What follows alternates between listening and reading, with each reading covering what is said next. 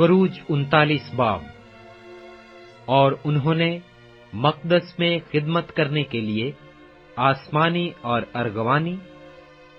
और सुर्ख बेलबूटे कढ़े हुए लिबास और हारून के वास्ते मुकद्दस लिबास, जैसा खुदावंद ने मूसा को हुक्म दिया था, बनाए। और उसने सोने और आसमानी और अर्गवानी और सुर्ख रंग के कपड़ों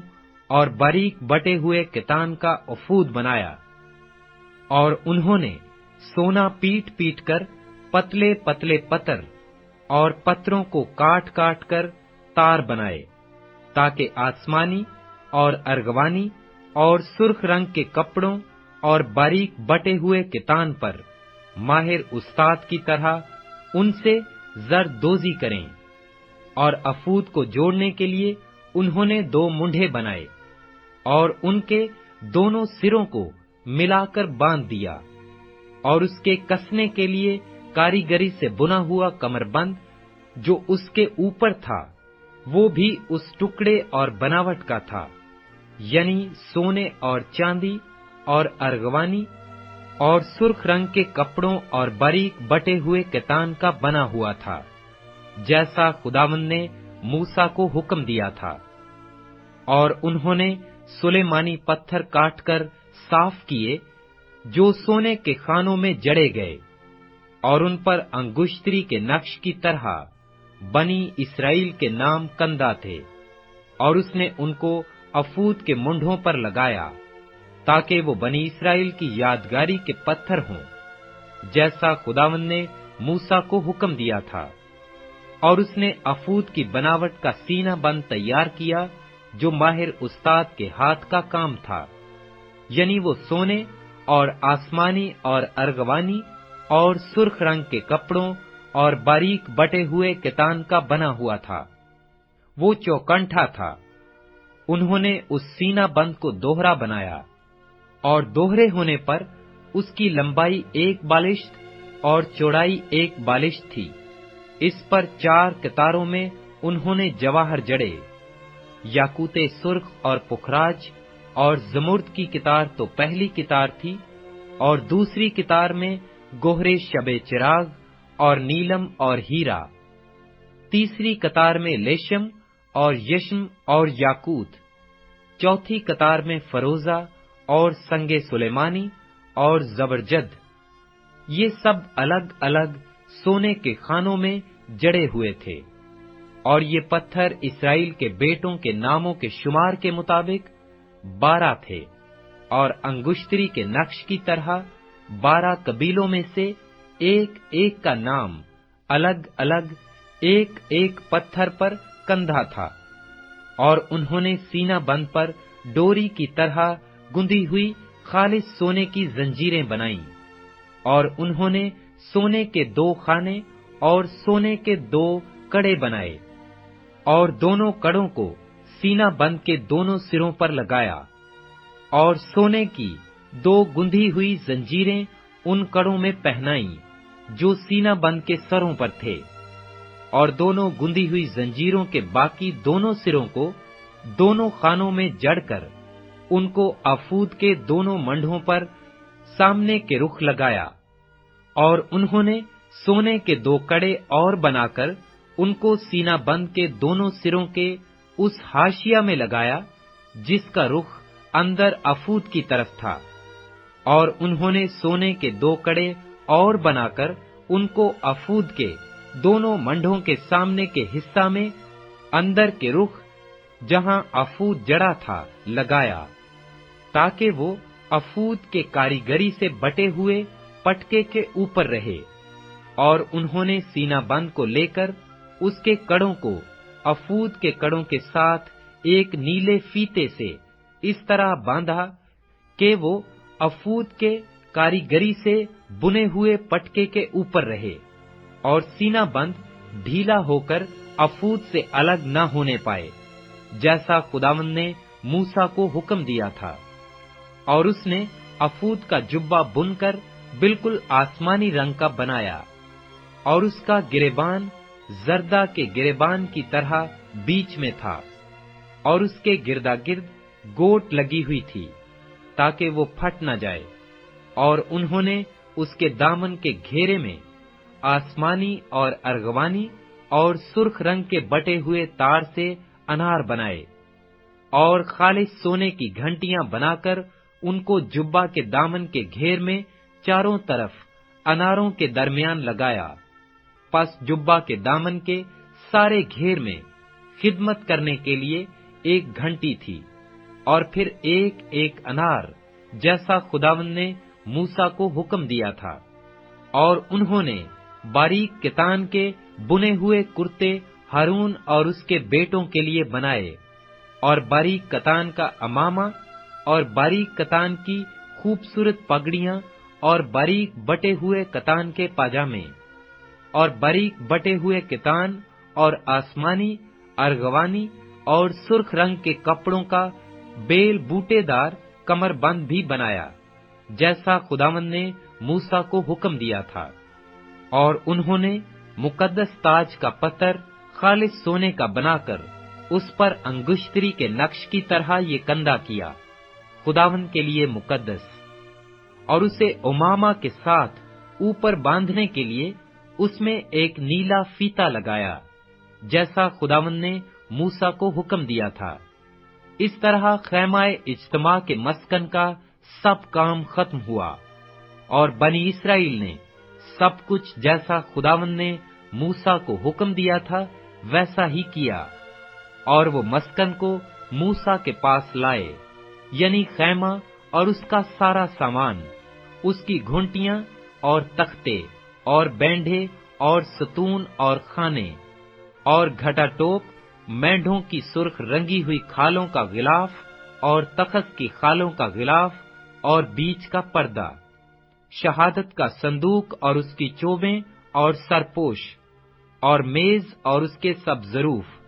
اور نظر کی روٹی، اور پاک شمعدان اور اس کی سجاوٹ کے چراغ، اور اس کے سب ظروف، اور جلانے کا تیل، اور زرین قربان گاہ، اور زرین قربان گاہ، اور مسا کرنے کا تیل، اور خوشبودار بخور، اور خیمہ کے دروازہ کا پردہ،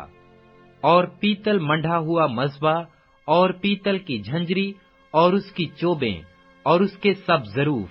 اور حوض اور اس کی کرسی، صحن کے پردے اور ان کے ستون، اور خانے، اور صحن کے دروازہ کا پردہ، اور اس کی رسیاں اور میخیں، اور خیمہ اجتماع کے کام کے لیے مسکن کی عبادت کے سب سامان، اور پاک مقام کی خدمت کے لیے کڑے ہوئے لباس، اور ہارون کاہن کے مقدس لباس اور اس کے بیٹوں کے لباس، جن کو پہن کر ان کو کاہن کی خدمت کو انجام دینا تھا۔ جو کچھ خداوند نے موسیٰ کو حکم کیا تھا اس کے مطابق بنی اسرائیل نے سب کام بنایا، اور موسیٰ نے سب کام کا ملاحظہ کیا، اور دیکھا کہ انہوں نے اسے کر لیا ہے جیسا خداوند نے حکم دیا تھا۔ انہوں نے سب کچھ ویسا ہی کیا، اور موسیٰ نے ان کو برکت دی۔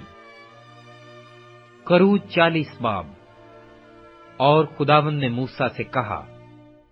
پہلے مہینے کی پہلی تاریخ کو تو خیمہ اجتماع کے مسکن کو کھڑا کر دینا،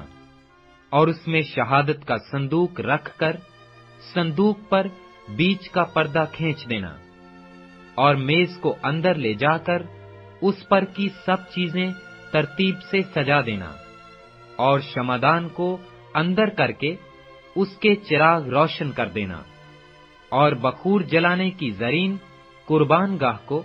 شہادت کے صندوق کے سامنے رکھنا، اور مسکن کے دروازہ کا پردہ لگا دینا، اور سوختنی قربانی کا مذبح خیمہ اجتماع کے مسکن کے دروازہ کے سامنے رکھنا، اور حوض کو خیمہ اجتماع اور مذبح کے بیچ میں رکھ کر اس میں پانی بھر دینا، اور صحن کو چاروں طرف سے گھیر کر صحن کے دروازہ میں پردہ لٹکا دینا،